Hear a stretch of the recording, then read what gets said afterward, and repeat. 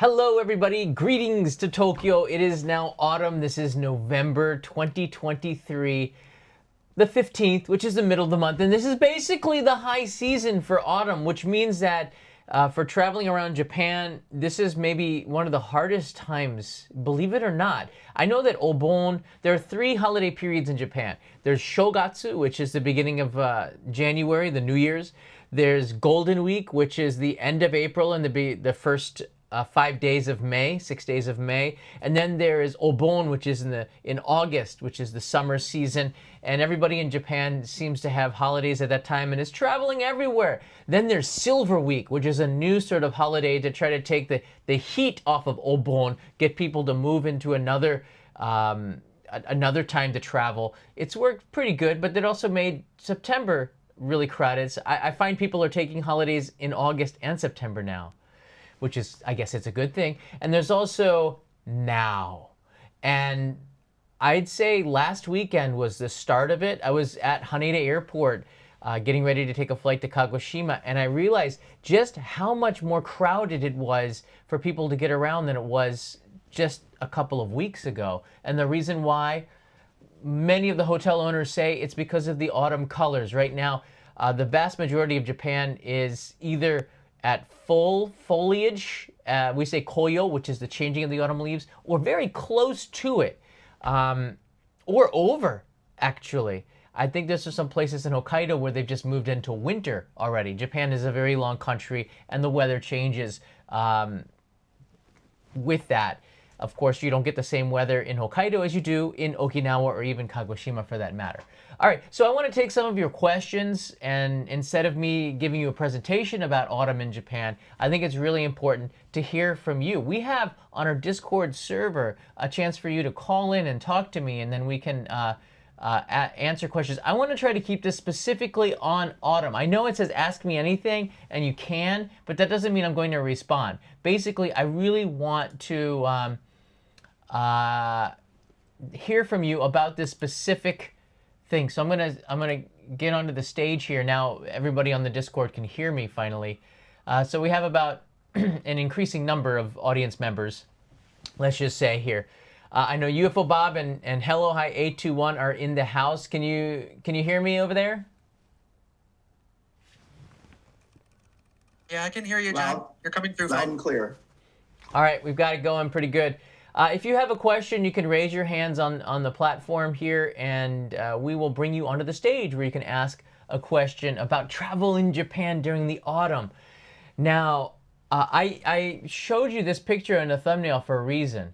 One, because it's also the postcard for the Postcard Club this month, and it's a really stellar picture. This is the world's oldest hotel, and it's nestled in a valley right next to Mount Fuji in Yamanashi Prefecture. Prefecture is a state. It's about an hour, no, actually, it's about 2.5 hours driving from Tokyo. And I got this drone shot from there when I was with Kanai on November 2nd. So the peak time for Yamanashi was November 2nd, which is really early this year, which has thrown off a lot of people's plans. I have got a bunch of postcards. If you do want to sign up, please, I would really appreciate that. I'm going to Yamagata tomorrow, which is up in Tohoku. It's about a hour and a half Shinkansen trip, maybe hour and 45 minutes to get up there.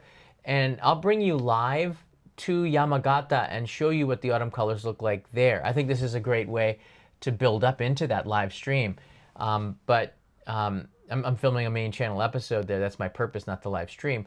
But everyone has told me that, number one, it already feels like winter up there, and number two, the people I'm working with said, please bundle up. And it's relatively okay here in Tokyo, although I no longer can wear shorts. This is the first day where I'm wearing, I think, long pants, which is odd this year for me. Strange feeling. But the fall season is at the end up there. If not, it's mostly over. At least that's what some people are saying. So I'm a little bit worried that I might be too late. The reason why is this summer was so hot. It was so like sunny and hot that the colors aren't as vibrant this year as they were in years past. And autumn koyo, the foliage, started earlier this year than in years past. Very similar to the cherry blossoms, which are opening up in Tokyo around March 17th instead of like March 25th, which is what it used to be. So everything is like a week to 10 days earlier, it seems now. I don't know if it's global warming or it's just a trend. I don't want to get into that. But I can tell you the autumn colors at this time is a high season in Japan. And that just means hotels are booked. Places are hard to get into, especially in Kyoto, and places at very famous onsen like Ginzan Onsen, where the colors are so vibrant around. You're nestled in a valley at Ginzan Onsen, the hot spring resort up there. So like if you haven't booked 3 months in advance and you're just coming to Japan and like, oh, I could just book there. Let me tell you this, if you're coming to Japan right now, because of all the tourists that are coming here and the fact that we have less hotels now than we did before the pandemic, you better book your hotels, in particular the first few days before you arrive in Japan. Because there's a great chance, and still Westerners come here like backpackers thinking that they can just get a place anywhere. They end up sleeping at like manga kisa, manga cafes, which are pretty cheap accommodations. But it's not exactly, I guess, what you're saying. Even capsule hotels are full, believe it or not. It's crazy right now. Tokyo Paul American is here. Happy autumn. Hey, yeah. I guess you could say that. That Von Chick is here as well. It was great to see Von just a couple of weeks ago. It seems like yesterday. But it was 17 days ago, wasn't it? My gosh. Yeah, and I'll take some questions. So if you're asking questions right now, I wasn't really looking at it. Let's hear. Tak-kun writes in here, would autumn be a better time to visit in terms of weather as opposed to the spring? Everyone wants to avoid the summer heat as well as the potential snow. Also avoiding typhoons as well. That's I think for the first thing I have to say is whenever you get a chance to come to Japan, just come to Japan. Don't worry so much about high season and weather. You come when you have a chance to come. All right, that's number one. Number two, if you do have a choice, you're one of those lucky people who can take your laptop anywhere and work, like do work holidays. I think it would, autumn is maybe the better time. The 2 months that I think are the best to be in Japan, May, after the cherry blossoms. It's all the people go away. The blossoms are somewhat overrated, I think, if you've seen them once.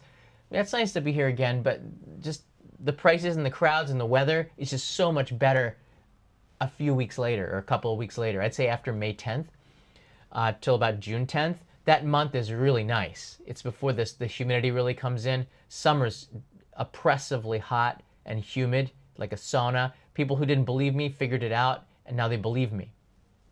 I have people from Dubai coming in and goes, this is hot. This is hotter than Dubai. They're like, what? So that was unusual to hear. Just the humidity is oppressive. It just soaks the life out of you. But then there's October from around, I like September too. So I would say from September 10th till about November 10th, you got a really good window where that's maybe the best time to visit Japan. It's before the autumn colors west of Tokyo, but if you go up to Tohoku, the colors start to change these days around November 1st. Or October 30th to about November 15th. This year is a little bit earlier. So that's if you want to see the autumn colors. If you don't care about that, the weather is just so nice in September. You can still wear shorts. The humidity has really lost its edge. And the days are still long enough where you're enjoying that. That's what winter, when you think about like the end of fall and winter, the reason I don't like it so much is that the days are shorter. You'll notice that in Japan, it starts to get dark around 4:15 p.m. So you really have to factor that in to your trip. Whereas in the summer, it gets dark, it seems like around 7:30. In the winter, it's like 4:15. Like on December 21st, the darkest day of the year, I'd say, yeah, around 4:15, the sun has set and you're starting to really get into like twilight, and then you're getting into the night at 4:30. It's dark by 5 p.m. right now, and we're a month away. So if you want to avoid the typhoons, then I'd say after October 20th, usually the typhoons don't come. right now there's nothing on the horizon that I can see as typhoons. You might get them in the first week of November, then it really quiets down. The seas are cooler now, and the typhoons just say, screw it, we're gonna go the other way. So thanks for that question. I appreciate it. Anyone on the stage have a question here? Just join us if you want to. UFO Bob and Hello Hi 821. I know UFO Bob has been here to Japan. When you came, was it in the summer, and how did you feel about that? Actually, I've been there in all 4 seasons. There you go. My first trip there was in August. From August to mid-September, it was muggy, it was hot, but I was young and I didn't care. That's another thing. Age matters when it's that hot. It does. My last trip, which was in 2000, was in the wintertime, and I attended Oshogatsu, went to the temple, and it was cold, but I was comfortable, and I had a great time. I went in the fall, went skiing at, was it Nagano, I think, went skiing. I basically fell down the mountain. Wasn't very good at skiing, but I had a great time. And then another mid trip was in around spring, around April. But April can be bloody cold, so yes, you need to be prepared. I'm glad that you brought that up. That's the thing. The weather. There's this expression that Japanese told me, and I think I've said it several times in live streams. It's called sankan shion, and it's like 3 days hot, 4 days cold type of thing. 4 days hot, 3 days cold. Like the weather's still breaking. And there's it'll be a few days where it's like winter. And then there's like a few days where it's like, spring and it feels great. Then it goes back to winter. So it's like a teenager's voice cracking and breaking from a child's voice to a man's voice. And you have like this intermittent period of hot and cold. That's why I don't like the end of March and much of April, because it's still kind of weirdly chilly, And June too. May, for some reason, is warmer than June to me because the rainy season brings in a chill. There's a little bit of humidity, but there's a chill from the rain and the winds. And that also is very deceptive. You need a jacket in June, not something that you would expect. Someone's at the door. I'm debating whether or not to get it. Let it ride. Let it ride. Yeah, thanks for bringing that up. So, all 4 seasons offer a really great experience, I think, for Japan, and each one has its own pros and cons, and it's something you have to think about when you ask this question. For autumn, again, domestically, probably everyone's still got work, school is still on, there's still a lot of things going on, but domestically, it is a peak season for travel, man. You gotta book your hotels in advance, in particular the really popular resort destinations, onsen. You don't want to be in Tokyo for autumn colors. Rikugen, which is what's the station? Maybe Nishinipori, up there on the Yamanote line. Sugamo. That's a beautiful place in autumn, but it's small and it's crowded. And they do illuminate it at night, and it's stunning. And if you are in Tokyo right now, I would say Rikugen is probably one of the best national parks to go and check out right now for the autumn colors. The parks here don't look that great. They're city parks, You want to be out in the mountains where you look up on the hill and you see stuff like this, right? This is what you go to the countryside for. You're like, wow. And I bet you in about 2 or 3 days, maybe the colors popped a little bit more, but the problems were that it was just too hot this summer, so the colors weren't as vibrant as in the past. So just something to think about. I remember I was doing a fixer job for Denmark Radio, DR. They actually do TV, but I was helping them with a TV production here in Japan about 10 years ago, 2014, 9 years ago now. So I set up all of their location shoots around Japan, and they said, when's the best time to come? And I said, well, for the autumn colors would be now, but you've left it so late, it'd be really hard to find accommodation. Just keep that in mind if you want to come at this time. And they said, we want to come at this time. So I said, okay. So I made my best, and sometimes I could only get smoking rooms. And for the star of the show, that was really hard. But there really wasn't any other choice. I mean, we went out, we bought new pillows. I did the best that I possibly could with booking the hotels. But Japanese were just taking all the places on all the budgets, and they didn't have a massive budget, so they couldn't stay at 5-star hotels, but all the moderately priced ones were booked months in advance. So that weekend in particular was, I think this weekend coming up, it was just crazy in Kyoto. And this is the time where everybody's in Kyoto domestically to get those autumn colors. This weekend is going to be mad. It's going to be crazy in Kyoto. So I pity the tourists who don't know about this and are just about to get into the eye of the storm. Oh, sorry, I shouldn't say the eye of the storm, but the size of the storm, because the eye, there's nothing happens there. But that eye is very short, and that might be today. I don't know. There's a lot of people in our audience. No one's raising their hand to come and talk on there. It's like, what? I don't know. Anybody want to talk about their autumn experience, what they saw when they were here, some things they want to talk to? Arturo is here. I see he wrote in, I also love the Kinosaki Onsen area. That is a beautiful place. Yeah. Japanese Tokyo Paul writes in here, Japanese book months in advance. Yes, housewives and elderly travel like plan ahead. You cannot beat them. They know how to book and when to book because they've been doing this for decades. In particular, the housewives who are planning for their families, they're so good at this. And you're competing against them. It's not other tourists right now. It's high season. Japanese want to see the autumn colors too. And for many, this is their first time feeling comfortable to go out. Of course, Japanese are wearing masks again a little bit more than usual because it is the autumn season and there are more people getting sick. I have several friends that are not, they have influenza. Influenza's going around. It's not COVID, it's influenza. So I thought that was really interesting that it's not just, the pandemic stuff that was around. It's influenza and colds.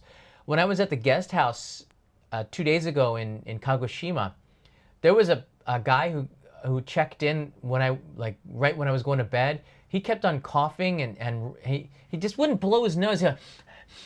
People in Japan don't want to blow their nose for some reason. They just like to suck it and eat it, I guess. I don't know what it is. I think it's impolite to blow your nose, perhaps. But he's inside the guest house in the common areas walking around, coughing all over the place. I didn't even want to leave because I don't want to get sick. So, in the morning, I just kind of packed my bags and I left and brushed my teeth at a restroom in the park. I don't want to take a risk getting sick. I have a fairly good immune system, but I'm not testing it, not when I'm in an important location shoot. So people are getting sick, more people are wearing masks. I guess that's a good thing. You don't have to. It could be allergies as well, but yeah, it's mostly influenza is going around right now. Hey, John? Yes? You also might remind them that the colors are going to be out at different times depending on what part of the island you're on. Right. The southern part different versus the northern part. Absolutely. And again, this year it is earlier. Hokkaido starts around October. You might even see some colors in September up in the hills, in the national parks. And then it trickles down southwest. And Japan is not a north to south country. It's like this. I think a lot of people don't realize this. You think of Hokkaido being north and Kagoshima being south. That is true, but it's more like this. Should I do it? Hokkaido is here and Kagoshima's down there. So it's like going southwest. Hokkaido's north and then it goes like this.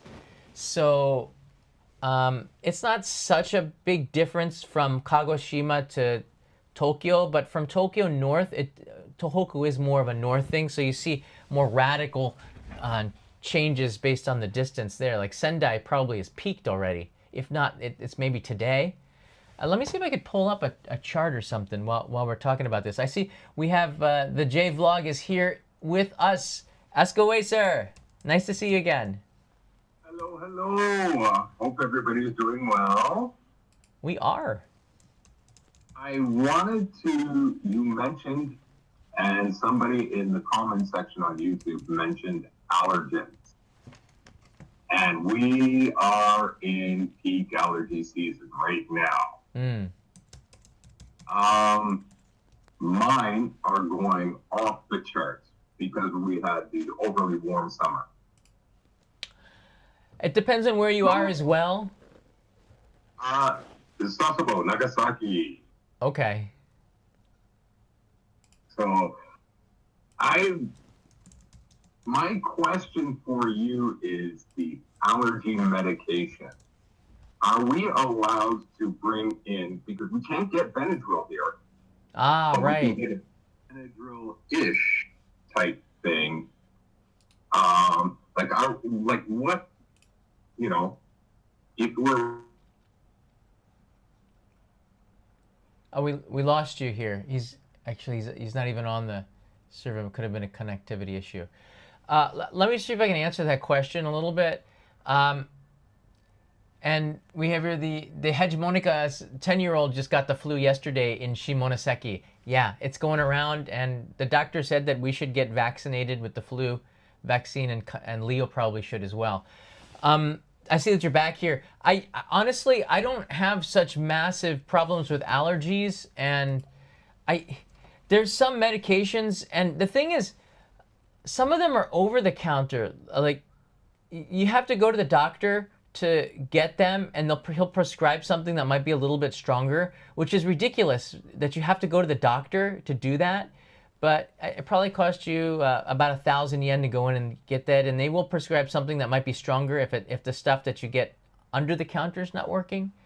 I know that Kanai has had some bad allergies, and in particular with the eyes, and you're able to get stronger medicines for allergies for your eyes, her eyes with water. Or even then, we have these allergy glasses which will connect. You don't look cool, but it does make your eyes feel better, almost like goggles.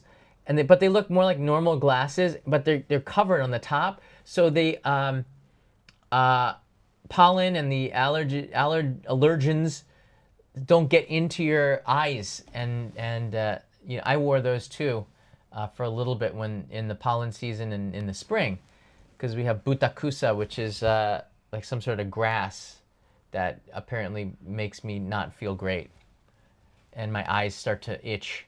What are your allergies, and what do you suffer from? Well, there's two seasons that are really, really bad, and that's spring with the cedar, and then the fall with the ragweed and... Ragweed, that's it. Yeah. So what have you been doing for this so far? There is an over-the-counter medication that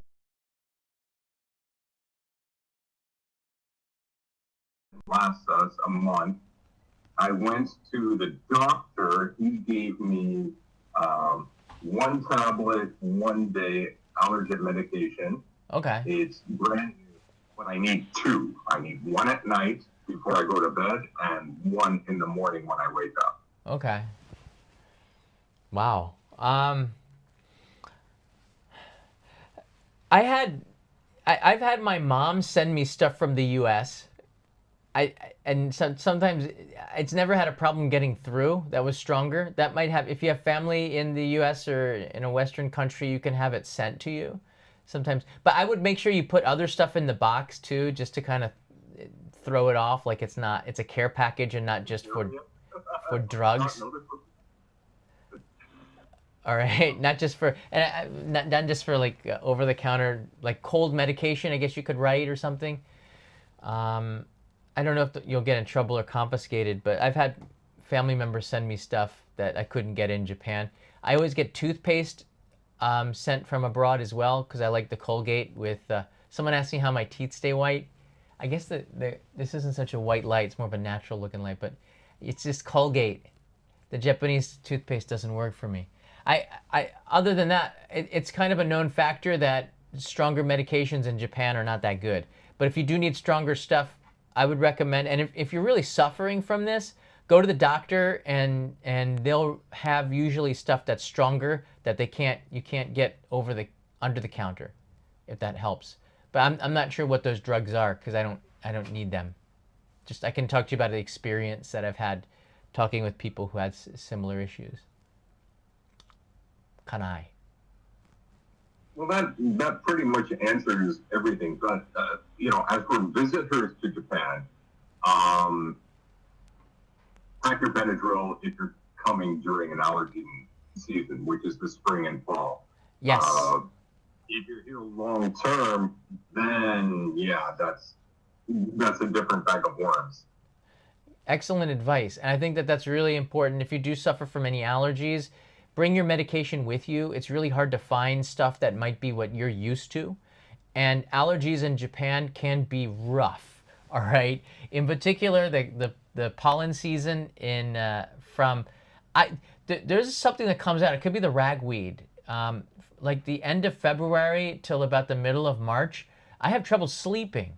And I don't know what it is with the pollen, but it makes my heart beat faster, and it's like I've taken a lot of coffee or caffeine. So that's something that is, I just suffer through it. I actually lose weight from the pollen too. It does something where my body's fighting and burning more calories, and I found that I will lose weight in the pollen season as a result of this. I guess it's ragweed, or it could be something else. I don't know, but I haven't gone to the doctors for it. But some years are worse than others, and you can tell. Thanks for the question. We've got here Saya, who's on the platform. Saya, nice to see you. Or hear ya. Can you guys hear me? Yes. Okay, hey, so the fall season's been pretty nice. I've seen nice colors out here. I went up to Gunma, and up on the mountain, they were all pretty much all down, but on the hills or the bus stop, the red colors were really pretty. I'm here still. I have one more day. I know. I was like hoping to catch you. Oh my! What time do you leave tomorrow? Tomorrow night. So I'm leaving to airport at 5:30. Well, I will be at Tokyo Station at very early in the morning. Okay, I'll catch you then. Like how early? Really? It's pretty early. It's pretty early. I'll send you a message. I'll send you a message and let you know what time it is.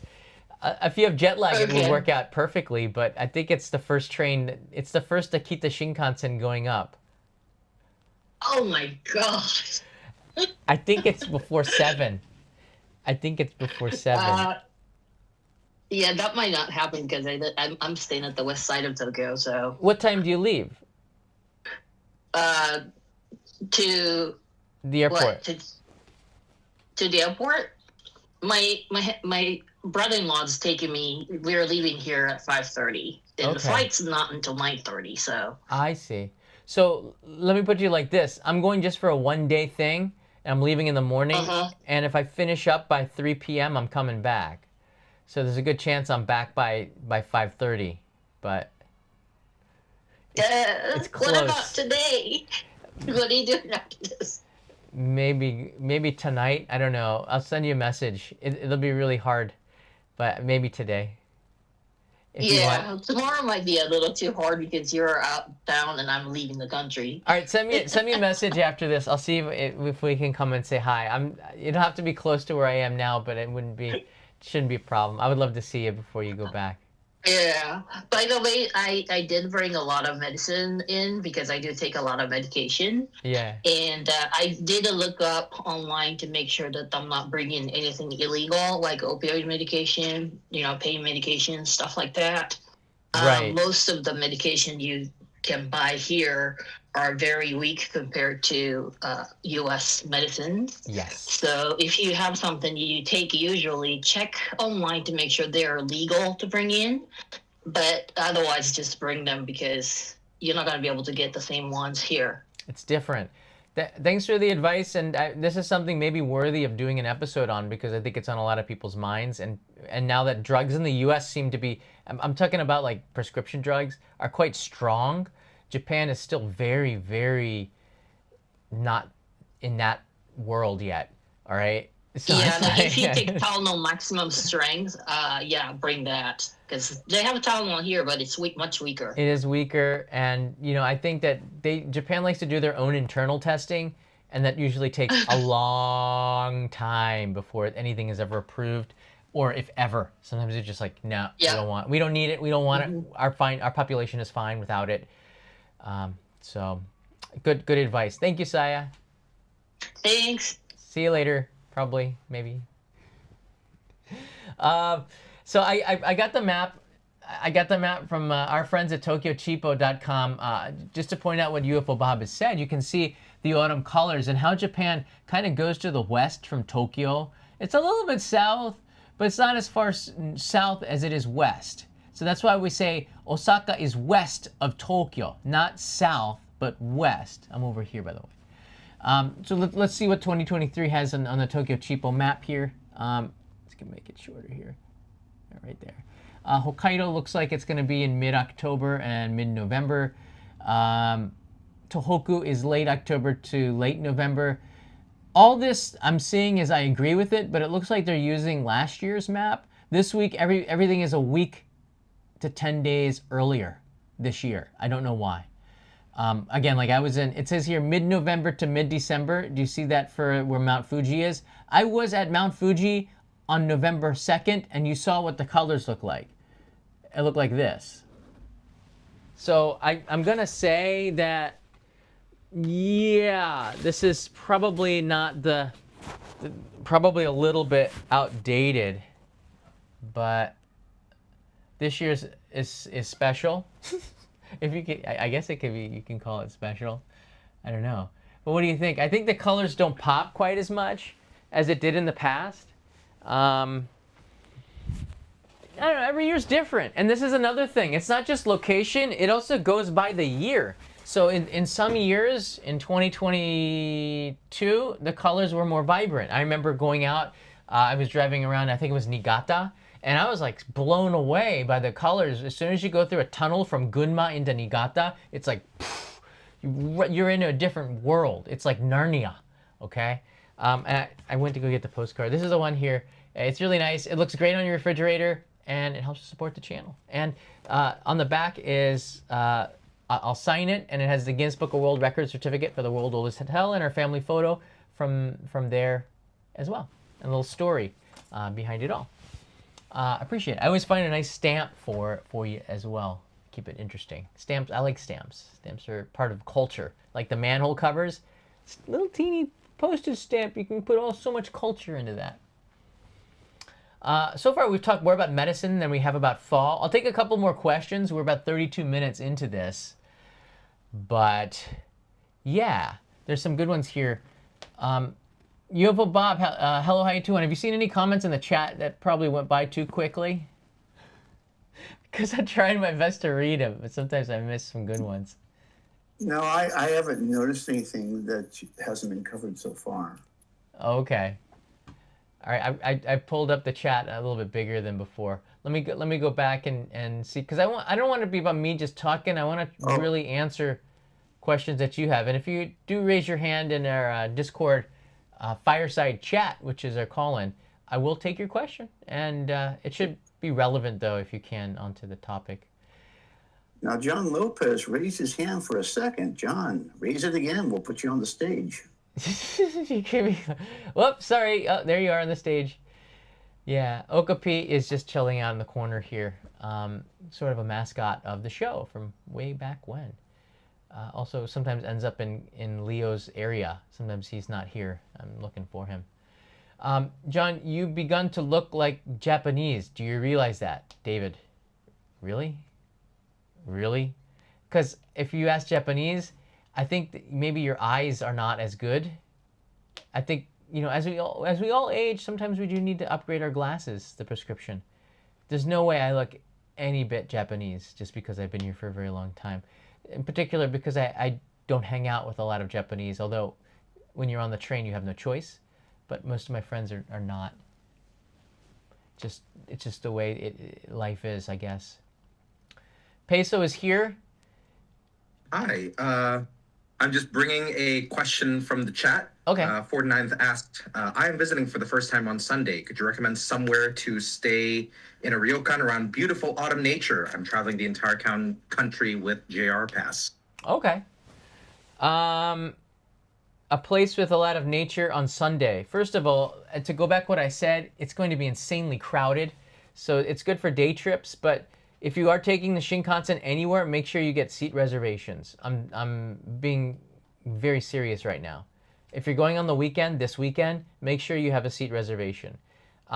So just to go back on the peso, a place to go for this Sunday, right?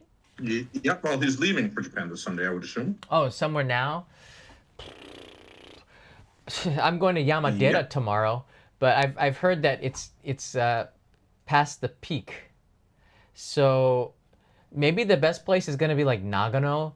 I'd say Hakuba is probably looking pretty good. I'm not sure. The Sea of Japan side is a little bit cooler. It could be having the same issues as Yamagata. Maybe Nagano. Go see the snow monkeys, Jikokudani. I bet you the autumn foliage is really nice right there. Nikko is probably in the peak right now.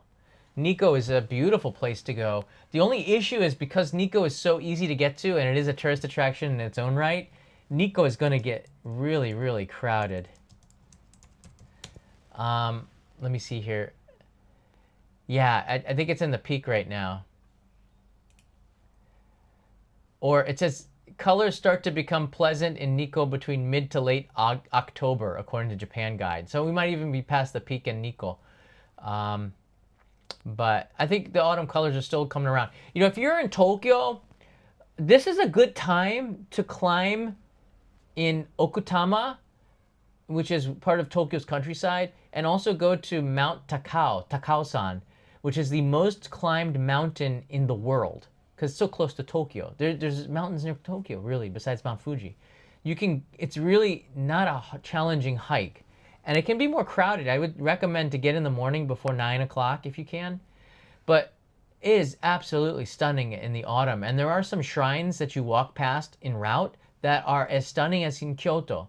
But as you go up, the colors become more vibrant. And it is cooler up there than it is in the city. So the colors might be more vibrant in that area than you would get in Tokyo for sure.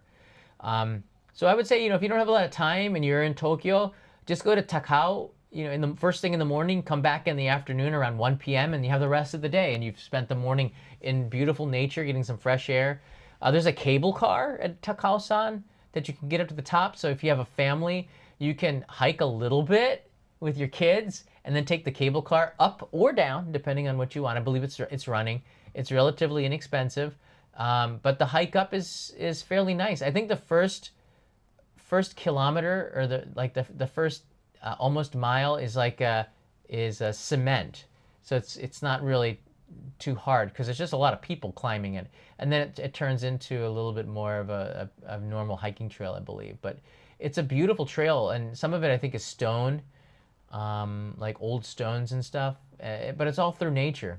And just be aware, like as you get in closer to the day, after around 9:30, 10 o'clock, people start coming, you know, in particular on the weekends. And it's nothing like Mount Fuji, but it's still a highly visited mountain. But the autumn colors, the leaves don't care how crowded it is. They want to change color. Hello from the top of Miyajima Island. Whoa!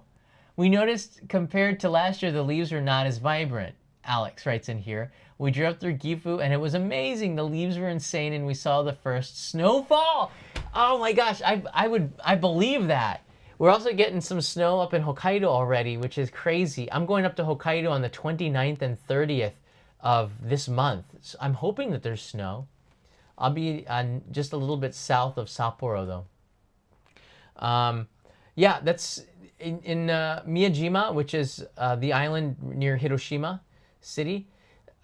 That's not really that high, and the summer heat was intense in Hiroshima this year. Hiroshima gets more sunshine than other places on that inlet sea there. So I can imagine the colors aren't going to be as vibrant. The reds look a little bit burnt out, a little bit more brown this year. The oranges are the same there, and you know the yellows a little bit duller, but it's still beautiful. It just doesn't look quite the same as in the years past. And you know, it was just we had a particularly hot summer this year. Thanks for that, Alex. I hope you're having a good trip. Any other questions here? We got Shady who has joined us from the show. Hi, Shady. How you doing? G'day, good. From Miyajima as well. Question. Sure. Why do the Japanese not follow the speed limits on the highways? Sorry, I didn't catch that. Why don't the Japanese follow the speed limits on the roads? As an Australian, it's kind of scary. They do. Some do. I've been driving quite a bit, and I sort of do, but it seems like the speed limit is 80 on the highways. It's 80 miles per hour, and 80 kilometers per hour, which is what, like 60 or something like that, 63 or something. Very few people go 80. Most people are going a little bit over that, and they're in the left lane. And then the right lane, you'll get people that are going 120.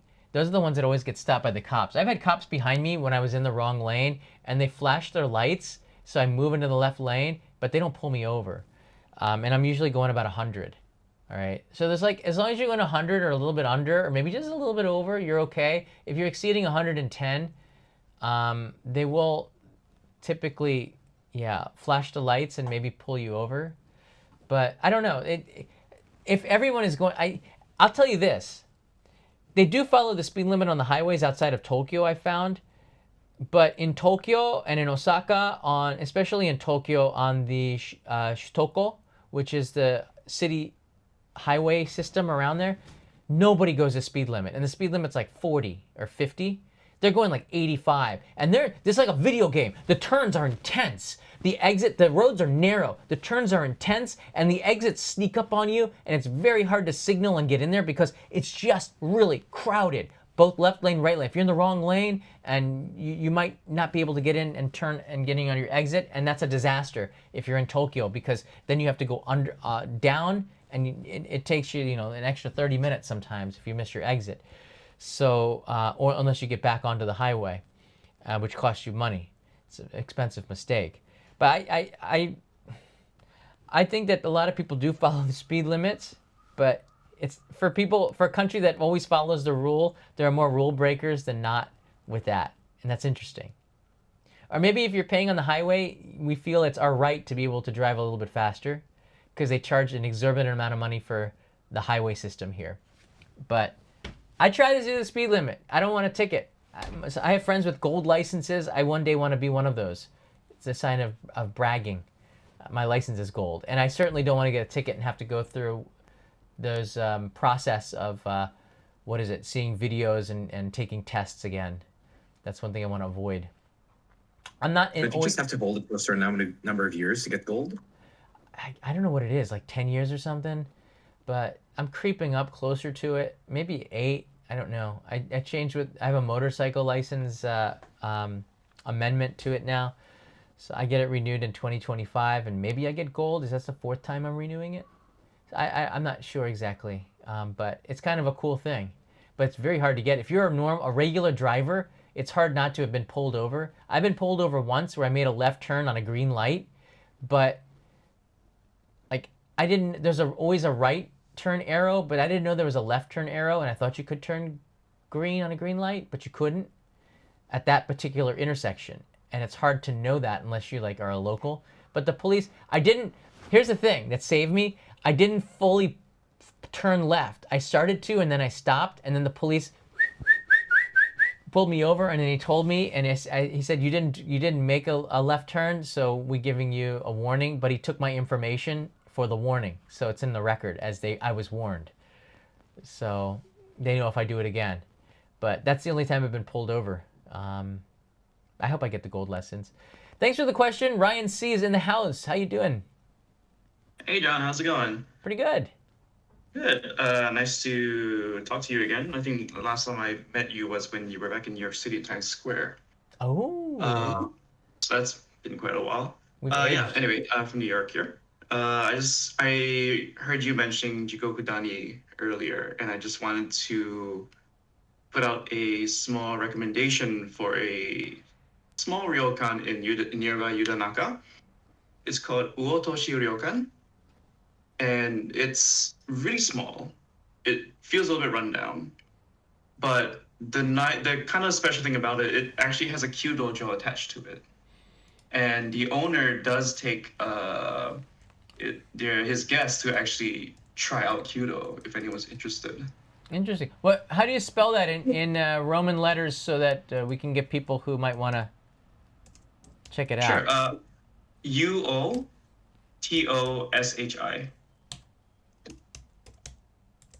Let's see if I can pull it up here. If I can get oh, there it is. Uotoshi. Nagano. And there's another It's Jikoku. There's another Jikoku Dani in Noboribetsu as well. Just for those that are wondering, that's why I don't think I used Jikoku Dani and the Nagano video here. I'm just pulling up the. Let's go. So there it is here. Maybe you can get a picture. That's the one. The Kyudojo is quite pretty. It has a koi pond in the middle of the range, which has water feeding in from the nearby river. Oh yeah, look at that. That's really pretty. The rooms look Yeah. nice. Very traditional tatami rooms. It's humble. It's a very humble place, yeah. And it was my first ever ryokan experience back in 2019 when I visited. And I was the only guest, so I had the entire onsen to myself. Oh, that's nice. Yeah. Yeah, there's a couple pictures of the bath, vending machine. Yeah, and did you drive? How did you get there? Did you drive or you took the bus? No, I took the train. I took the Shinkansen up from Tokyo to Nagano, and then transferred the local train over to Yudanaka and walked the rest of the way there. The owner was kind enough to actually drive me back to the station, and he also offered to drive me to the snow monkey park that was nearby. Oh wow, that's nice. That's service. Hmm.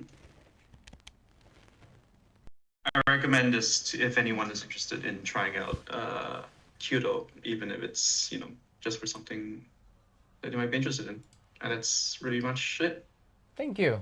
So there you go. You, I think when you go to Jigoku Dani, I know that the snow monkeys, it's the most famous attraction there. But that area of Nagano is also very beautiful, probably with the autumn colors, but also for soaking at the onsen baths. And it's worth spending a night there because the next day, if you go first thing in the morning when the park first opens, usually it's a lot more relaxed, in particular in the winter when the monkeys are actually bathing, than it is just an hour later when all the tourists are coming. It can feel a little bit tight and not comfortable. You want to feel a little bit of nature. You want to have the monkeys almost to yourself, not to. But you can also go down the river. It's a great video if you haven't seen it. I produced that one. Was it last year? Was it last year? It did pretty good. So I think I pretty much covered all the bases with Jikoku Dani. But it's nice to see the accommodations, and thank you for sharing that. There's a bunch of other places as well, but that one looked really really cozy. That's all that I have this time. Peso, were any questions that I missed in the meantime that were just so good that you can't pass up? There is one. I remember somebody asking something about Christmas. Actually, Ono Coffee asked you, how crazy does it get in Sapporo for Snow Festival, and when do I need to book? Now is a good time. Book as early as possible. If, in particular, if you want a place close to the venue, you better book now. Just if peace of mind. And if you know you're going, you better book the day that you know that you want to go. You better book, and you might be paying a little bit extra if you're not sure to get free cancellation. Sometimes they're like Booking.com and some of the other sites. If you pay a little bit more, or sometimes a lot more. Sometimes it can work out better if you pay for that little insurance if you want to cancel or pay by this certain date. But it gets quite crowded, and I would expect this year or next year to be really, really busier than this year. Let's face it, like it didn't really start to get busy in Japan until about cherry blossoms. And cherry blossoms was insane. And the snow festival was just outside of the window where travelers were coming here. They still had a lot of masks and the quarantine was, I think, finished, but it wasn't as smooth entering the country as it is now. So I would expect 2024 to be bigger than 2023 and 2022, and it's going to be as crowded as 2018 or 19, I think, if not more so, because Japanese are traveling now. They're feeling more comfortable to travel now, and the domestic travel with the foreign tourist travel is somewhat hard right now. So I would say book early, book now. 3 months in advance minimum for decent hotels. And if you know where you want to stay, then book it. Dano. And if you don't know, then it's okay. book whenever you know. But just realize you might not be staying in Sapporo, which isn't a bad thing. You could stay in Otaru or some of the other neighboring towns. A beautiful youth hostel. I wouldn't say it's a youth hostel. Beautiful guest house hostel in Yubari, Hokkaido, which is where the melons are. They have, I don't know if it's open in the winter, but they had fresh vegetables and meat and fruits all from that town, cooked by the farmer who was running the hotel, and the farm was just across the way. I did a live stream on it when I was there last year. Maybe the best guest house, affordable. I had my own room too. It was stellar, like a log cabin. The best food and it was ridiculously cheap. That might be an option too. And you'll find like log cabins as well outside of Sapporo, but you really do need to have a car, rent That's a the car. one you did with Peter, right? No, I did this for the Yubari Melon video. With Peter, we also stayed at a log cabin, but it wasn't in Yubari. It was in Furano, and there's a lot of log cabins in the Furano area that you could stay at, as well as we stayed in a log cabin called the Kituki Canadian Club, just near Noboribetsu, and that was really nice. A little pricey, but the food was worth it. We ate like kings, and I should have been dieting. In that whole video, you can see my gut, which is awesome. But I don't have that problem anymore. We ate so well in Hokkaido. You always do. It's one of the top places. Hokkaido and Kyushu, probably the best food because it's all grown and in those areas, and the chefs it's second to none. Hokkaido for seafood, Kyushu for meat and produce, but everywhere in Japan you're getting pretty good food, so I can't complain. But you can tell that it's just a little bit better, a little bit better. Who we got here? We have Barantel is in the house. How you doing? Hi. I just want to add on regarding anybody who wants to book the onsen ryokans.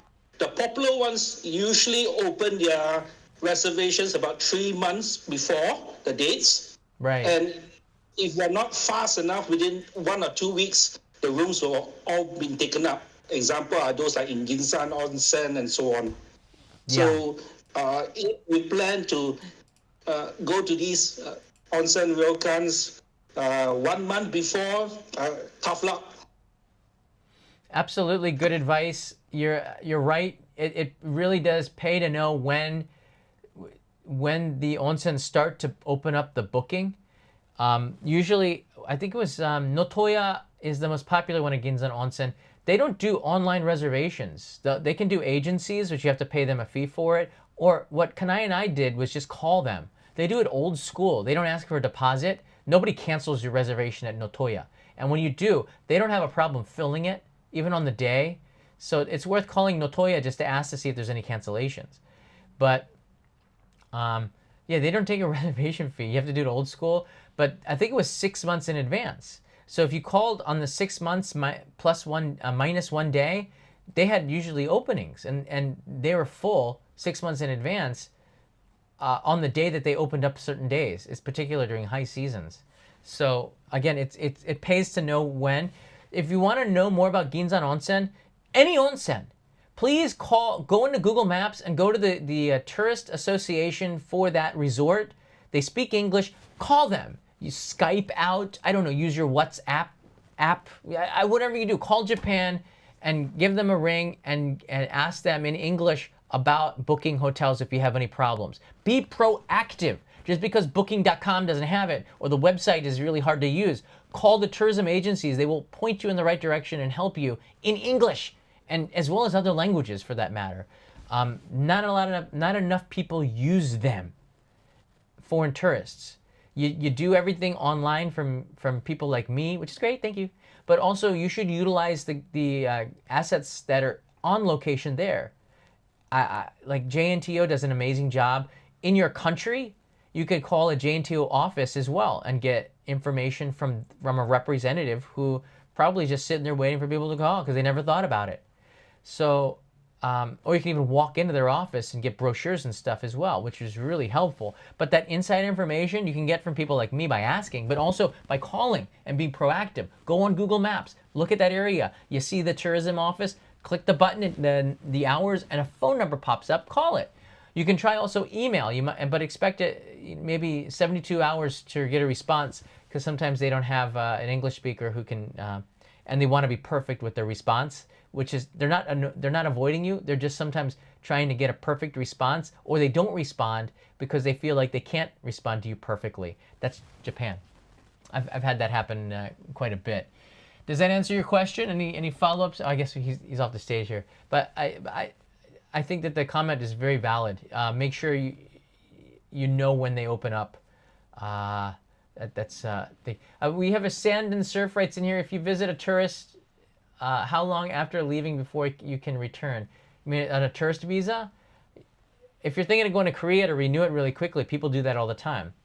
If you've got to leave to go away from Japan, upon re-entry, you usually will be issued another 30 or 90-day visa, depending on where you're from. Just a shout out to YouTubers that are coming here to make money.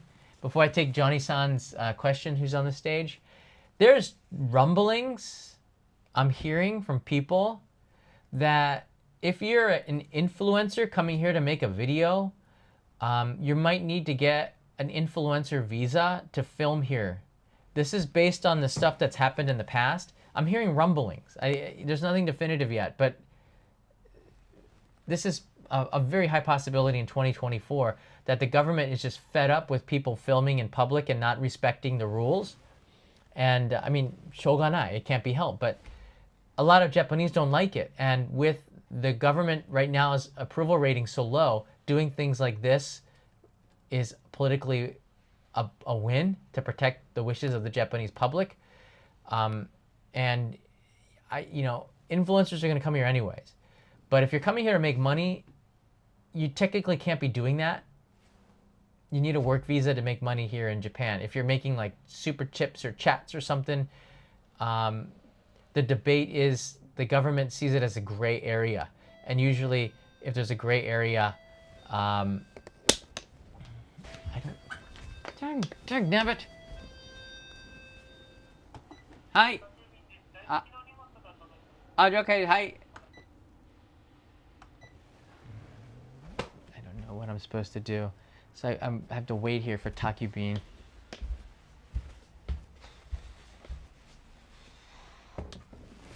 Just wait here.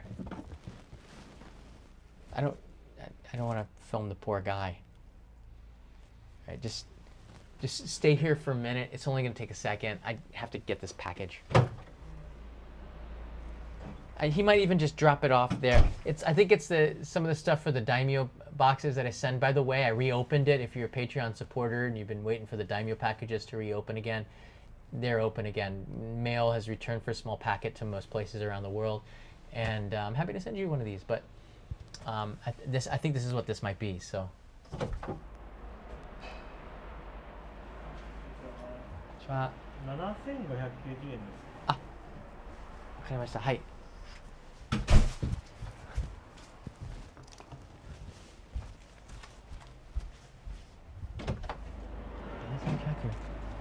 確認しますね。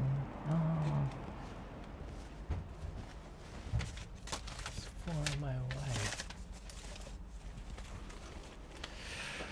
7900、まあ1万円しません。1万円。はい。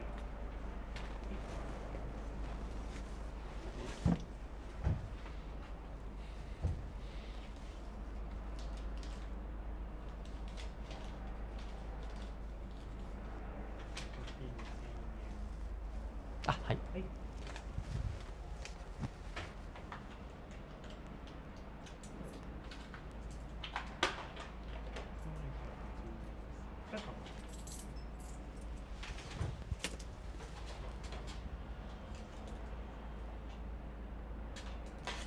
はい、ありがとうございました。Kanai ordered something, and I had to pay for it. That's not fair. Hold on, is he still?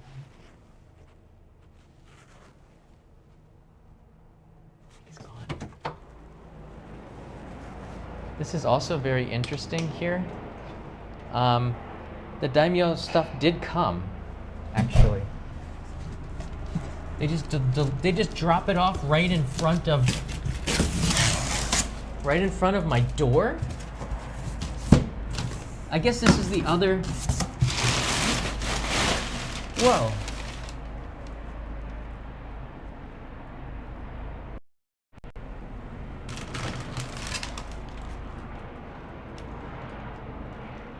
Oh, these look really good. Oh, yes! These are really tasty as well. These are from Nagoya. It's a special cafe in Nagoya. It's a pudding cake here. I thought these look really good this month. Let's get back out of here. Sorry about that. I can't believe that Kanai forced me to pay for her stuff. So is that why she wanted to leave? What happened? Is that why? I think that's why Kanai left. She wanted me to pay for her thing. What was that all about? Anyways, that's 7,000 yen I'm never gonna see again. Johnny-san is in the house. Sorry about the delay. How are you doing today? I'm doing pretty good, thank you very much. Konbanwa from America. Konbanwa. So I have one question. Sure. What is it like to travel in Japan in the autumn? In the autumn? Yes. It's really nice. It's different than in the other times of year, I think. It depends on where you're going, but it's pretty cool. I know. Autumn is a wonderful time to be in Japan. It certainly is.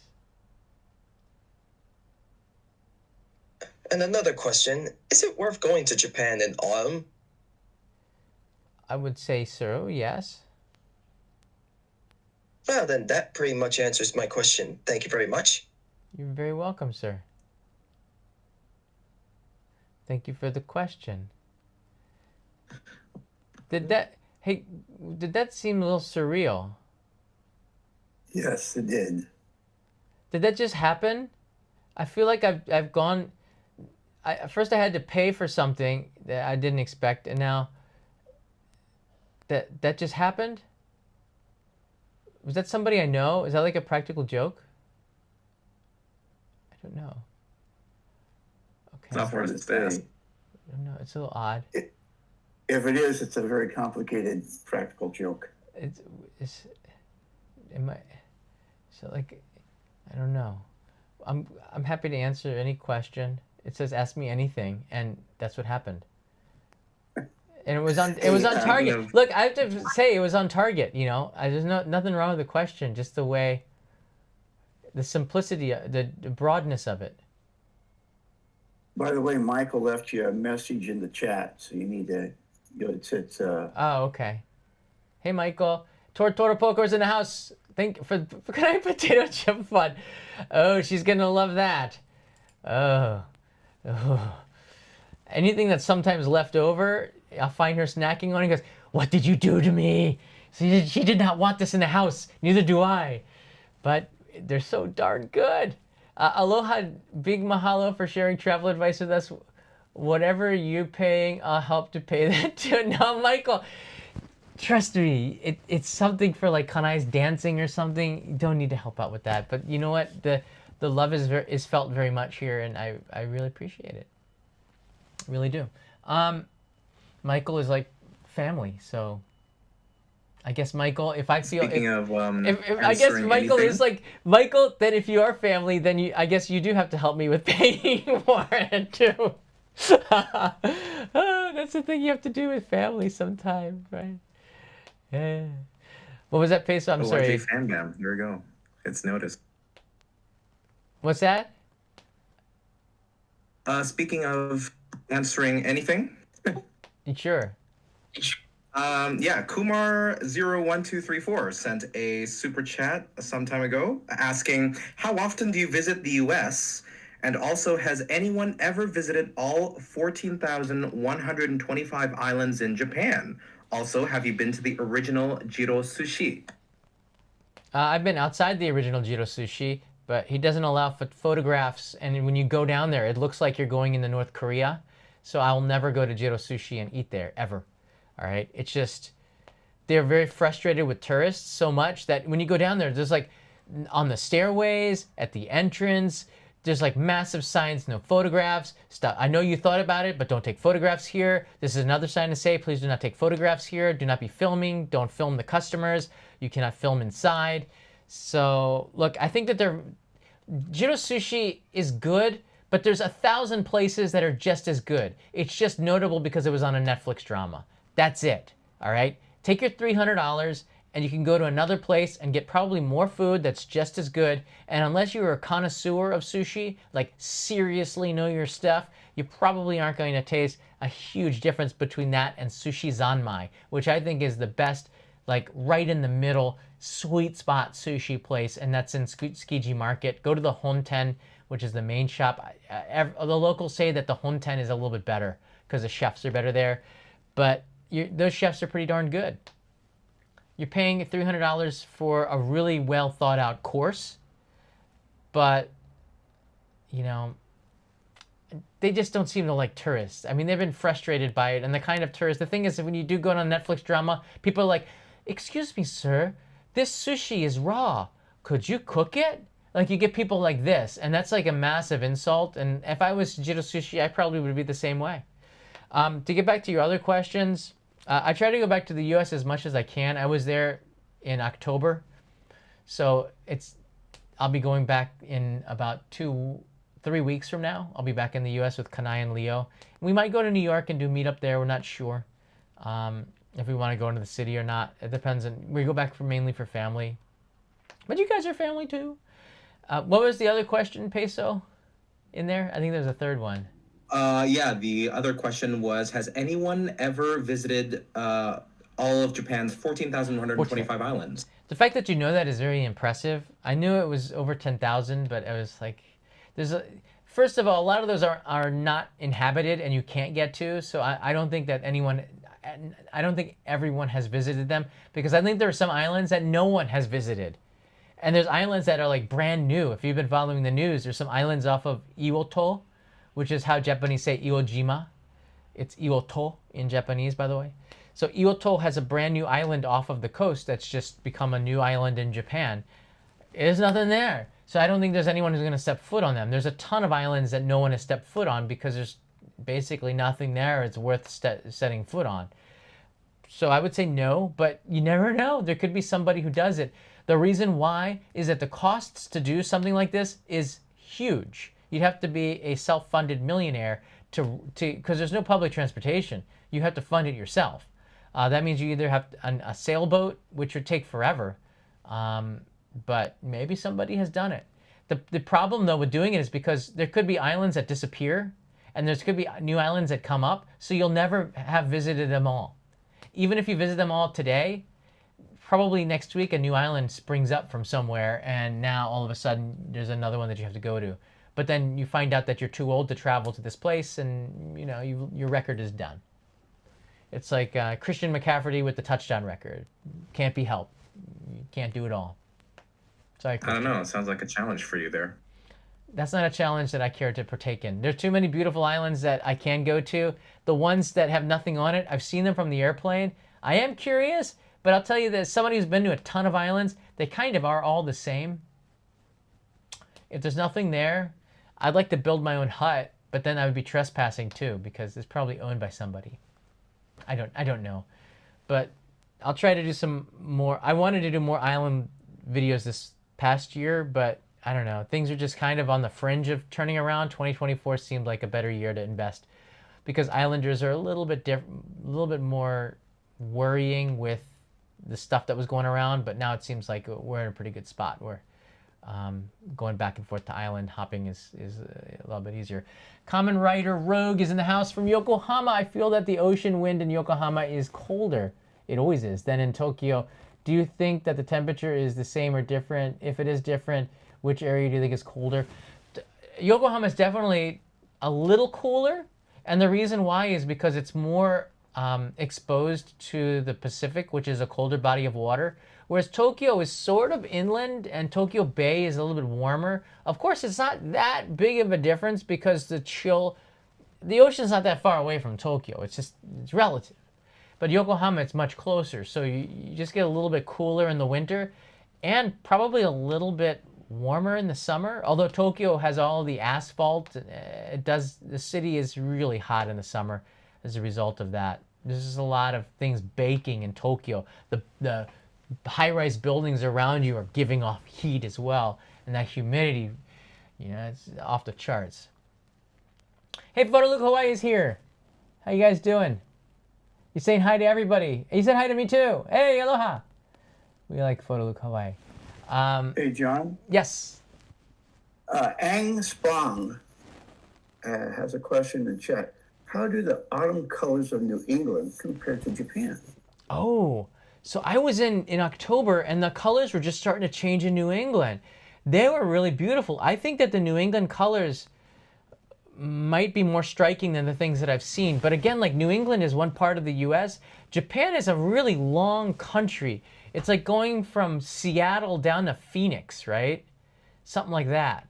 So the mountains might be more stunning, I think, in Japan than in New England. But what I saw with the architecture, it was really beautiful. And I can imagine New England and the kind of trees that they have in New England is just so beautiful in the fall. It's a tough one. Let's just say it's just different. It's like I love burritos, but a burrito from one place and a burrito from another place, they're both amazing. But I can't say that one is better than the other. They're both amazing. So yeah, I have to look at it like that. But there are more. It seems like there's more kinds of trees in New England than there are in Japan in some of the areas I've been. So that might make it a little bit more striking in that respect. But and the older trees too. In New England's got some really beautiful old trees. Japan does. Don't get me wrong, but New England had some really beautiful trees that I noticed these little things that maybe normal people don't notice because I like trees. So does that? Oh, go ahead. Does that sorry. mean that they don't have maple trees in Japan then, right? Not the same. Not as many, and maybe different variety of them. Like they do have the ginkgo trees, which I see on campus. I remember walking around Ohio State University is where I went to college. I think everybody knows that by now. And we had the autumn on that campus was so beautiful. I'm sure every Big Ten school, in fact, every school probably in the U.S. campus is so beautiful in the fall. But Ohio State, despite being in the city, was particularly beautiful. And they had different kinds of trees. I could tell very much so. So I would say that maybe they're bigger or they're different, but they're more. Those might be more striking. Those walnut trees in the U.S. for sure. And the sakura trees don't really look that great in the fall. They look great only in the spring, but they do change colors, I believe, just not as impressively as the other varieties. They do have good burritos in Japan. I will try to live stream from it, but there's a guy based in Yamanashi who has the Tres Hermanos, the three brothers. They have a food truck and they come to Tokyo like 4 or 5 times a week. They were in CNN a few months ago, and I'm gonna try their burritos, and it looks so darn good. And I have to say, like, there's nothing wrong with frijoles as well. They're pretty good too. And the Gomez y Gomaz, I don't know, it's an Australian chain, I believe. Their burritos are pretty good too, but I've had stuff that was like on another level. And I think that this food truck, because the guy lived in Mexico for like 25 years or something, and he's Japanese, and he took the best of both worlds. I don't know, we'll talk to him. He seems like he's media friendly. I've been talking to him on Instagram a little bit, so it'd be pretty cool to do a live stream when I'm there, get them making my tacos. We'll see how good burritos really are.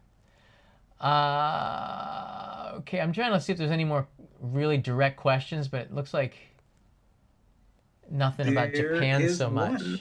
Oh, is there? All right, this will be the last one, unless somebody raises their hand on the platform here. Make sure to raise your hand if you'd like to question answer. But in the meantime, there's one from YS Tong.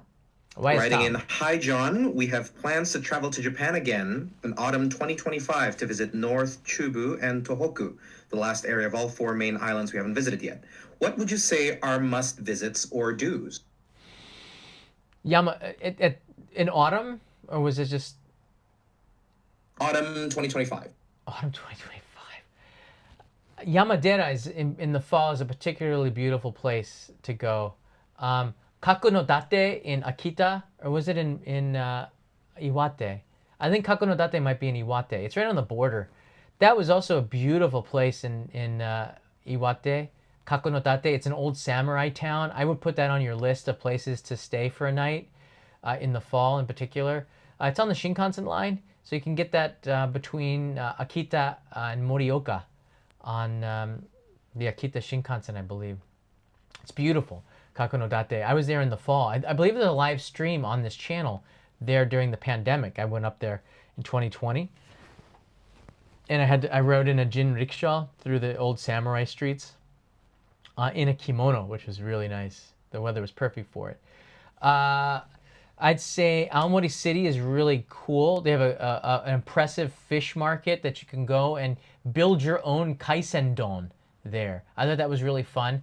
And there's also the curry milk ramen, which is amazing. It's from a Sapporo chef who now lives in Aomori, and he made this really Sapporo-style curry milk miso ramen. Holy smokes. It was one of the best. And there's live streams on his shop as well. We have permission to film in there for that one. Maybe one of the best, tastiest ramens that I've had. Tohoku has some incredible ramen.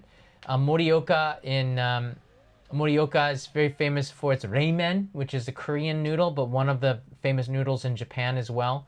That I thought it's a cold noodle, but it's particularly famous in that area. If you haven't been to Tohoku before, gosh, there's so many things. Oga Hanto I thought was really beautiful in Akita. That's an imploded volcano making a lake. I think 100,000 years ago, the volcano imploded, and there's a hole up there, and it's famous for the demons, the Oni. And in the winter, they have a very creepy festival with the demons up there. It's worth going to. I went there, again, there's a live stream on this channel about it. I think I went there during the pandemic. The nabe culture up there is good. You want to eat the kiritambo, which is an Akita food. It's like a rice dumplings, but that's mostly North Akita. South Akita, it's not as famous. Just keep that in mind. Otate in Akita Prefecture has the second Hachiko statue. That's worth visiting. The Hachiko statue is very famous on Shibuya Crossing. They made 2. The second one is in Otate in front of the station there, and it's worth visiting if you like the Hachiko statue in Shibuya. Not a lot of people know about the Otate one. There's just too many places. My gosh, Yonezawa, you can stop there for a Yonezawa steak. It's probably cheaper than getting a steak dinner in Wagyu steak dinner in Kobe or Kyoto. Get it in Yonezawa. There's a ton of restaurants in front of the station where you can get it almost from the butcher shop. Yonezawa beef, one of the 5 top famous brands of Wagyu beef in Japan. Worth going to the source on that one. I've been in Niigata quite a bit, and this is part of the area as well. And I'm loving what I'm seeing there. And there have been live streams in Niigata the last few months. Most recently, what was it? Just a couple of weeks ago, wasn't it? On the channel. I was there on the coast. Nagaoka is a place that's impressed me. But if you're going there in the fall, that might include September. And it's around September 9th is the Katakai Fireworks Festival, where they fire up 2 Yonshakudama. Yonshakudama, a 420 kilogram fireworks shell that when you see it in person blows you away. Literally, I mean, it's like that powerful. It launched up 700 meters in the sky, almost a kilometer, and it's like over a kilometer long, I believe was the statistics on it. But just a fantastic fireworks festival. There are fireworks festivals into the autumn as well in Japan, so worth checking out. I was there just a few weeks ago in Teradomari. Yeah, Teradomari. There's a lot of sleepy fishing villages in Niigata that are with a lot of history that are worth checking out. So if you want to see the morning fish market in in Niigata on the Sea of Japan side. That was a place I could recommend, very close to Nagaoka, which is on the Shinkansen. And of course, one of my favorite places, Ichigo Yuzawa Station in Niigata, because they have the sake vending machines there. And that's where they make a lot of really good sake. Hakkaisan is made nearby there, and that's a very famous brand internationally. So, I mean, I can go on and on. You have to get really specific. Kanazawa and Toyama are also beautiful in the fall. I would say that's maybe one of my favorite areas too. Toyama is stunning near Hakuba in Nagano. It's such a beautiful area near Kurobe Dam. I love it. All right, thanks so much for the questions. Do you know why the Siberian winds reach Hokuriku in the winter? I'm not sure, but I remember meeting a guy who traveled the world. He was a real whack job, but he was interesting to talk to. And he said, I stood on top of a mountain in Korea and felt all the winds of Siberia hitting my face. And he was doing it to brag about being a bigger traveler than everybody else in the group. And he was right, you know, and it could be. Those winds don't hit Tokyo so much because there are mountains in the way. We have the Japanese Alps, as well as the mountains of Nagano and Fukushima, and they just don't hit Tokyo as much. So they get a lot of dust from Siberia as well in the fall. Some of that makes it to Tokyo too. We had some orange dust from the Gobi Desert not too long ago, like when a sandstorm hit. Chris, thanks for the super chat. I appreciate it. And yeah, Tateyama is also very beautiful. Thank you for mentioning that. Yeah. Yes, go ahead. Are you open for one more question? One. I got Make it quick. from My Demi. stomach's growling. What's that? I'm sorry. He said I received a DM from Demi, D-I-M-I. Oh yeah, our friend in Belgium. Asking if you were planning another bike tour with Peter. Nothing planned. We were thinking about one location, maybe a little bit simpler. Kickstarters are really hard. They take a lot out of us, but it's also a chance. More than just the Kickstarter, I've never seen our community come together like when we do these kinds of projects. It's just fun for everybody to see if we can get to the goal, and then we're doing live streams together in these places. It's just a lot of fun, but it's also a lot of work for us. And Peter right now now the pandemic is over, is extraordinarily busy. He's one of the top, he is, if not the top voice artists in Japan. He's doing like movie trailers, TV spots. I haven't seen him in a long time. Super talented. In fact, go to his channel. He just released a video on the Japan Mobility Show, or the auto show that used to be. Every year that video gets 1 million views. This year was no exception. He upped the production quality of it too. But nothing planned. But there's a good chance we do something in 2024, but it took a lot out of us. It took a lot out of our friendship too, I think, because it would just brought a lot of stress into it. Things that we had to do with editing, you know, you have to make time for this kind of stuff. And it was stressful. But we got the job done, and it felt really good, and we had a great dinner, went out and had some pizza and beer at the end of it. We took our families out because they suffer through it. When we're away, we took our families out to a nice dinner where I had my wedding reception on the river, on the waterfront. So yeah, that was a really fun project, but it was hard. I think a lot of it had to do with the fact that they canceled the month that we're supposed to send this stuff. Japan decides that we're going to stop all postage to the US and Canada again. So we only had EMS, and we didn't have the budget for that. So we had to send it by C-mail, and it was just a headache to do.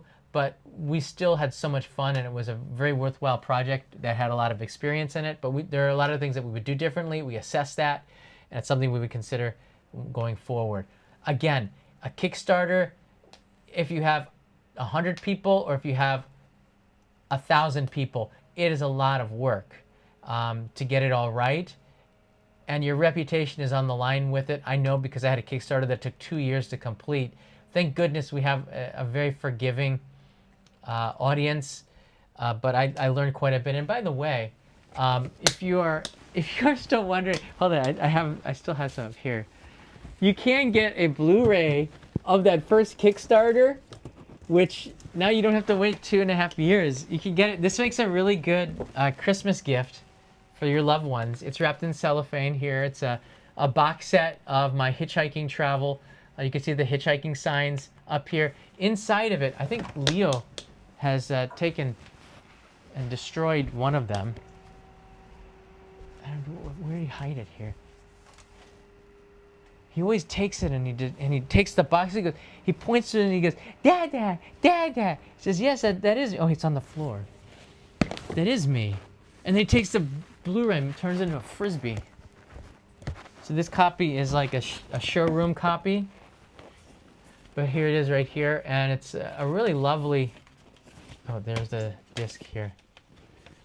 Really lovely, well-made box set. Inside, it has all the rides that picked me up. And here's the Blu-ray. You can see it's scratched up, this one. And then inside, some of the signs that I made while I was traveling. And the schedule on the back as well, all the dates that I was at these certain places. So it's a pretty good collector's thing, and it's limited. We only have a certain amount left. We're getting close to the end of it. And it's on, what is it, store.onlyinjapan.tv. But I think I'm running a Black Friday sale. I don't know if it started yet. You might want to check back tomorrow, but I think we're taking like $10 off. Just to try to get, and just for a very short time too. I don't know if my brothers from another mother, Alice and David, have marked the price down, but I think we're doing a Black Friday sale just to try to get rid of some of the stock. And then once it's gone, it's gone. I'm not making any more of these. I have about 10 up here, but all of them are in the U.S. It's also, well, yeah, so you offered local delivery for Americans, yeah? I think, yeah, it's sent within the U.S., so it gets there pretty quickly, and from the U.S. things move faster than from Japan, I believe, so it will get to you. You also have to pay for the shipping inside there, so I understand that, but the 10% off probably pays for the shipping and more, so it's basically like free shipping then now, right? I figure, I'm not sure, but I thought it'd be cool to do some Black Friday thing, so I'm not sure if the price has changed yet. We're trying to find a way to do more discounts if you buy 2 as well. Like 2 for, I don't know what it was, but they're looking in to see if we can do that with the Shopify account. Because I think we had 100 left, and I want to make sure that I don't want that to stick around because it's now 6 years old, unless people have disc players, so I don't want it to be an antique. But it's pretty cool. It's wrapped up. Shrink wrapped, and it's 171 minutes long. It's got a director's track in here where Kanai is also talking about it because she came up to visit me. But there's the original soundtrack and then the director's soundtrack where I'm explaining all the places and what's going through my mind and some of the history behind it. And there's some bonus episodes too. So the director's track's pretty cool, give you inside information. That took forever to author and then find somebody to make the disc. And with other stuff going on in my life, it was really hard. I had to get it in the U.S. made. Like, the thing with Kickstarters and the reason why I'm hesitant all the time is because things arise when you do them that you did not expect that make it so much more challenging. And every time you think that you got it all worked out, 1 or 2 things always pop up, and you have to be ready for it. And I'm always ready for it, but it just really takes a lot out of you. Yeah. So, yeah, we'll probably do another one because, again, it's fun and it brings our community together. And I just, you know, I do my best. Well, it might just be digital rewards or something. I'm not sure. But there you go. Well, thanks, everybody. This is an hour and a half, which is an hour more than I thought I was going to do it. I got to get back to work, but I appreciate the time and you guys calling in and talking. And if you have any questions, leave them in the comments below, as always. I'll try to get these episodes out to you as soon as possible. I'm working pretty hard on them, so I got to get back to that. Thank you all for the support. I'll see you in Yamagata tomorrow. Thanks, guys, moderators, UFO Bob, Peso, and Hello I821 for the help. We're going to be doing more podcasting with a better mic and a better camera, probably next month. Peter's been helping me out with finding an appropriate mic and audio interface, and it seems like, yeah, I'll be doing this when I get to the U.S., because I'm not in Japan. I'll be in the U.S. I can experiment with this. So, see you tomorrow in Yamagata. Yeah. Don't forget to tell them about your last 2 videos on the channel, on the main channel. Oh, right. Yeah, definitely. This one has passed 100,000 views, the Japanese samurai racing. It's a really incredible story. It highlights Mr. Izumikawa, who's in the middle, on the left side there. He started this samurai racing called the Soma no Maoi when he was 5 years old. And just his stare just makes your blood curl. And then this is the Hiroshima atomic bomb trains one. She's 92 years old. She was 14 when the bomb hit. She shared her experience living through the atomic bomb. My gosh, it was an amazing story. I wish this video did better than it did. I'm going to change the thumbnail and title of it, I think. Maybe show that bombed out train in the background instead of the new one. But she lived through the worst of it. And, you know, I find more and more me wanting to protect these stories so that, you know, when people leave, we lose their stories. And this is one that defines Hiroshima's and Hiroshima's toughness and, you know, the events of that day and the days after. And I think we all know about the days that happened before and during, but we don't hear as enough about it, like the days and weeks after. And this story kind of goes into a little bit about that, in particular the 72 hours after the atomic bomb was dropped. So if you do watch it, please leave me a comment and hit the like button and share it, because that one really needs a lot of love. Thanks UFO Bob for recommending that I do that. And thank you to all of you for watching, and I'll see you from Yamagata tomorrow as I'm going to make lunch really quickly. I'm starving. Mata ne.